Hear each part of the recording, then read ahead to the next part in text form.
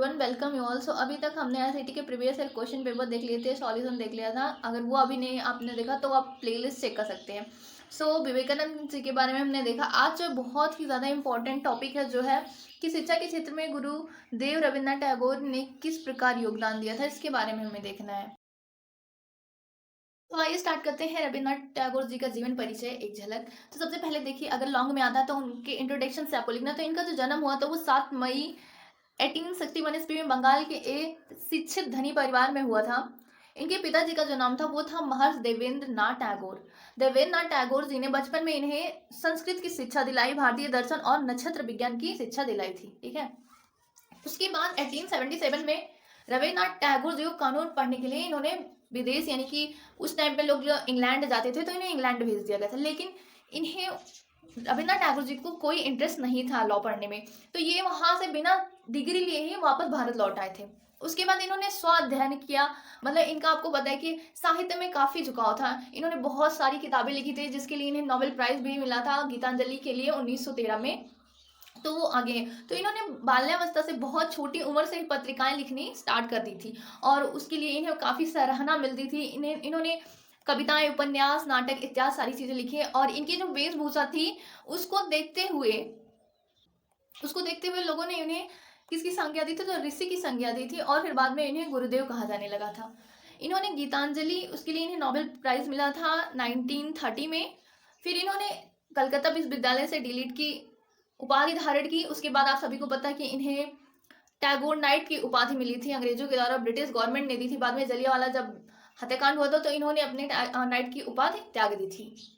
तो ये इनका था थोड़ा सा रविन्द्रनाथ टैगोर जी के शैक्षिक विचार या रविन्द्रनाथ टैगोर जी के शैक्षिक दर्शन। तो देखिए इन्होंने क्या बताया था कि रविन्द्रनाथ टैगोर जी का मानना था सबसे इंपॉर्टेंट जो था वो अंतरराष्ट्रीय संबंधों में परस्पर मेल होना चाहिए, और उससे भी ज्यादा इंपॉर्टेंट था वो ये विश्वास रखते थे कि शिक्षा प्राप्त करते समय बालक को स्वतंत्र वातावरण मिलना चाहिए। मतलब वो खुले वातावरण, जैसे कि आपको पता होगा कि शांति निकेतन का जो कॉन्सेप्ट था वो भी यहीं से आया था। उनका ये मानना है इनिशियल टाइम पे जब बचपना होता है तो बच्चों को प्रकृति में एकदम खुला छोड़ देना चाहिए, उनका जो मन कर रहा है वो करे। उससे चीज़ों को गलती करेंगे फिर सीखेंगे तो वो एक नेचुरल प्रोसेस होगा, ना कि आर्टिफिशियली आप सारी चीज़ें उन्हें पहले से बता दें। तो पहला उनका जो था, उन्होंने ये लिखा था प्राकृत के पश्चात बालों को सामाजिक व्यवहारों की धारणा के संपर्क में आना चाहिए। यानी सबसे पहले उनका जो मेन होना चाहिए वो प्राकृत में होना चाहिए, उनका जो पालन पोषण होना चाहिए। नेक्स्ट जो है वो देखते हैं टैगोर जी के शिक्षा दर्शन के आधार यानी उनके प्रिंसिपल्स क्या थे। तो देखिए उनका ये था कि बालक की शिक्षा उसकी मातृभाषा के माध्यम से होनी चाहिए। यानी कि जो इंस्ट्रक्शन है, जो आप चीज़ों को पढ़ा रहे हैं, उनके पहला जो प्राइमरी लेवल पे है वो आप उनकी मातृभाषा में समझाएंगे तो चीज़ों को वो ज़्यादा समझ पाएंगे, ज़्यादा कनेक्ट कर पाएंगे। क्योंकि वो टाइम होता है कि वो जस्ट अभी सीख के एक लैंग्वेज आए रहते हैं, अगर आप दूसरी लैंग्वेज तुरंत पढ़ाना स्टार्ट करिए तो वो उसी में उलझ जाएंगे, चीज़ों को नहीं समझ पाएंगे। ठीक है। तो दूसरा क्या था, शिक्षा प्राप्त करते समय बालक को स्वतंत्रता मिलनी चाहिए। यानी कि ये नहीं कि आप एक पार्टिकुलर चीज को बता दिए तो बस उसी में वो एक कंसाइज कर दिए कि बस इतना ही पढ़ना, ऐसा नहीं होना चाहिए। उन्हें स्वतंत्रता मिलनी चाहिए, वो जो भी एक्सप्लोर करना चाहें। क्योंकि देखिए बताया गया था कि बच्चे जो होते हैं वो लिटिल साइंटिस्ट होते हैं। ठीक है। तो वो बहुत कुछ उस समय पे बहुत कुछ एक्सप्लोर कर सकते हैं, तो उन्हें कभी रोकना नहीं चाहिए, उन्हें स्वतंत्रता देनी चाहिए। फिर दूसरा था क्या था, शिक्षा जो होनी चाहिए वो नगरों से दूर और प्रकृति की गोद में होनी चाहिए। ठीक है। उसके बाद था शिक्षा द्वारा बालक की समझ शक्तियों का सामंजस्यपूर्ण विकास होना चाहिए। मतलब ऐसा नहीं कि एक कॉन्सेप्ट आपने अध्यात्म में जोड़ दिया या फिर आप संज्ञान का केवल विकास कर रहे हैं, ऐसा नहीं होना चाहिए। आप पूरा सामंजस्य, यानी कि पूरा जो होल डेवलपमेंट है, होलिस्टिक डेवलपमेंट है, वो होना चाहिए। फिर था कि बालक को प्राकृतिक वातावरण में स्वतंत्रता पूर्वक स्वयं करके सीखने का अवसर मिलना चाहिए। तो ये थे उनके कुछ प्रिंसिपल्स। अब देखते हैं टैगोर जी के अनुसार जो शिक्षा की धारणा थी वो क्या थी। तो इनके अनुसार शिक्षा की धारणा थी कि ये शरीर तथा आत्मा से थी, जो कि प्रकृति की गोद में स्वस्थ एवं प्रसन्नचित्त होकर विकास करता है। ठीक है। तो ये इनकी धारणा थी कि शारीरिक और जो आत्मा का विकास होना चाहिए। अब देख लेते हैं उद्देश्य क्या क्या थे। तो पहला जो था वो शारीरिक विकास, सब में लगभग शारीरिक विकास को माना गया। मानसिक विकास ये सब में कॉमन है। शिक्षा तथा जीवन में सामंजस्य स्थापित करना, फिर आध्यात्मिक सांस्कृतिक का विकास करना, फिर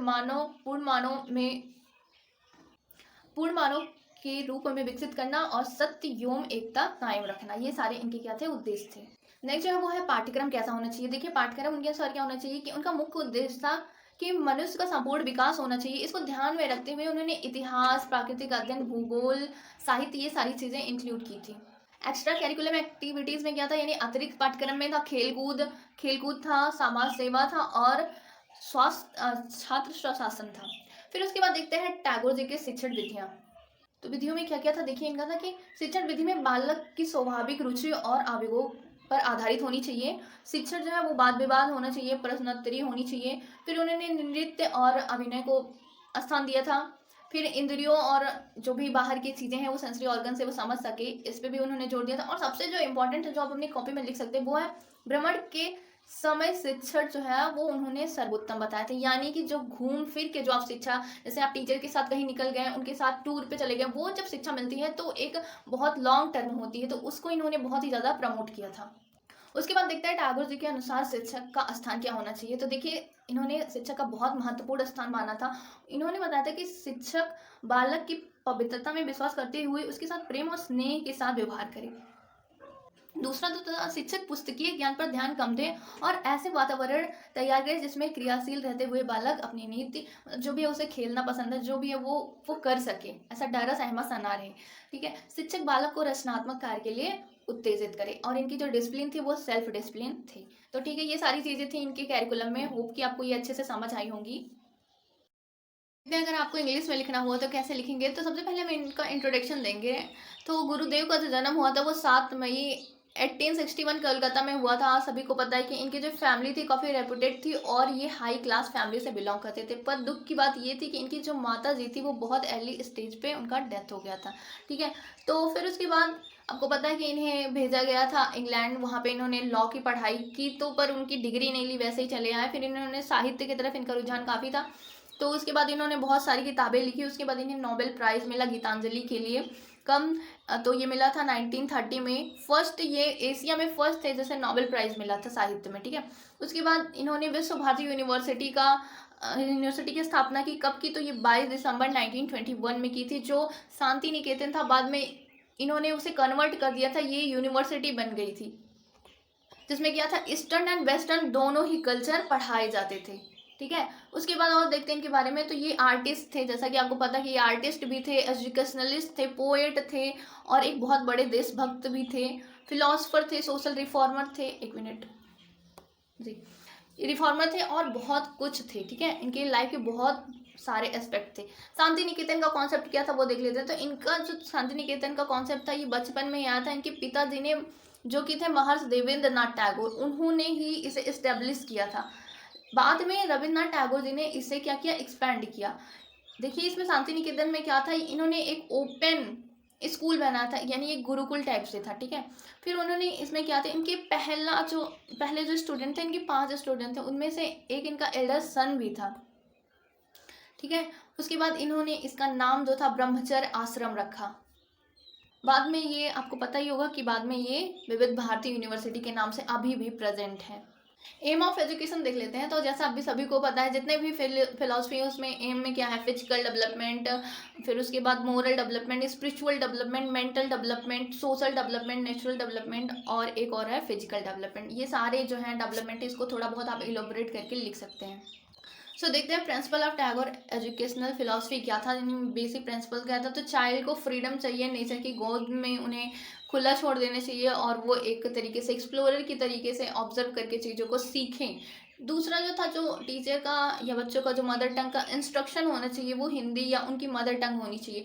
फिर उसके बाद based on reality of life, यानी कि जो आप पढ़ाएं वो उनके लाइफ से, रियलिटी से कनेक्ट करते हुए वो पढ़ाएं। फिर एक्टिव कम्युनिकेशन विथ नेचर, यानी नेचर के साथ में, यानी कि उनका ये था कि आप क्लासरूम में पैक करके नहीं, बाहर बच्चों को पढ़ाएं। ठीक है, उसके बाद इंटरनेशनलशिप था, यानी कि ईस्टर्न और वेस्टर्न दोनों कल्चर को उन्होंने अपनी यूनिवर्सिटी में इंक्लूड किया था, यानी सारी चीज़ों का, यानी विविधता में एकता वाला कॉन्सेप्ट इनका था। फिर देखते कैरिकुलम कैसा था इनका। तो देखिए कैरिकुलम क्या था, एक्टिविटी जो होनी चाहिए वो सेंटर्ड कैरिकुलम होनी चाहिए। फिर उसके बाद कैरिकुलम फ्लैक्सिबल होना चाहिए, डायनामिक होना चाहिए और चाइल्ड सेंटर्ड होना चाहिए।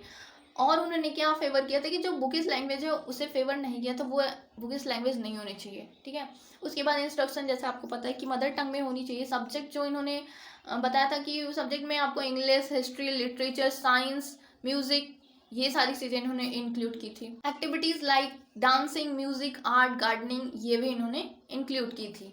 उसके बाद मेथड ऑफ टीचिंग क्या क्या होना चाहिए। तो ह्यूरिस्टिक मेथड होना चाहिए, लर्निंग बाय डूइंग यानी करके सीखना। फिर क्वेश्चन आंसर मेथड होना चाहिए, बच्चों को जब पढ़ा दिया जाए उसके बाद क्वेश्चन आंसर पूछा जाए उनसे। उसके बाद था एक्टिविटी मेथड, था डिस्कशन मेथड, था टीचिंग वाइल वॉकिंग। ये सबसे इंपॉर्टेंट है, टीचिंग वाइल वॉकिंग यानी चलते हुए, भ्रमण कराते हुए चीज़ों को सिखाना इनका सबसे बेस्ट था। मतलब बच्चों को ऐसे तरीके से सिखाएं कि वो एक्सप्लोर करें सारी चीज़ें, उस टाइम पे आप उन्हें सारी चीज़ें बता दें। सब मिला के यह था कि इन्हें क्लास में बैठा के शिक्षा नहीं देनी थी, इन्हें प्रकृति की गोद में शिक्षा देनी थी। टीचर कैसे होनी चाहिए, जो कॉन्सेप्ट था टीचर का बहुत ही अच्छा कॉन्सेप्ट था। इन्होंने ये बताया था कि टीचर जो है वो never teach unless he is learning himself. मतलब जो टीचर है उन्हें कंटिन्यू लर्न करते रहना चाहिए, कुछ नया सीखते रहना चाहिए। उन्होंने ये बहुत अच्छा कोटेशन दिया था कि in lamp never light another lamp unless is continue burn its own flame. मतलब जब तक आप अपने अंदर की मतलब जो नॉलेज है उसको नहीं कंटिन्यू प्रोसेस में रखेंगे तो आप दूसरों को क्या ही दे पाएंगे। आप एक टाइम के बाद जो बोलते हैं ना प्लेट्यू आ जाता है, वैसा आ जाएगा, तो आप लर्निंग नहीं कर पाएंगे। अगर लर्निंग कंटिन्यू नहीं कर रहे हैं तो फिर आप कंटिन्यू चीज़ों को बता नहीं पाएंगे, अपडेट नहीं कर पाएंगे। तो टीचर को कंटिन्यू सीखते रहना चाहिए। Teacher act as a guide, teacher को as a guide and so direction, nature is best learning. ठीक है, इन्होंने नेचर को बेस्ट लर्निंग बताया था। Don't in favour of bookish learning, bookish में ये विश्वास नहीं रखते थे। और फ्रीडम शुड बी गिवन यानी बच्चों को फ्रीडम देना चाहिए, ये सारी थी। और जो डिसिप्लिन होना चाहिए वो बच्चों में सेल्फ डिसिप्लिन होना चाहिए। तो ये सारी चीज़ें थी। होप कि आपको ये अच्छा लगा होगा। Thank you for watching.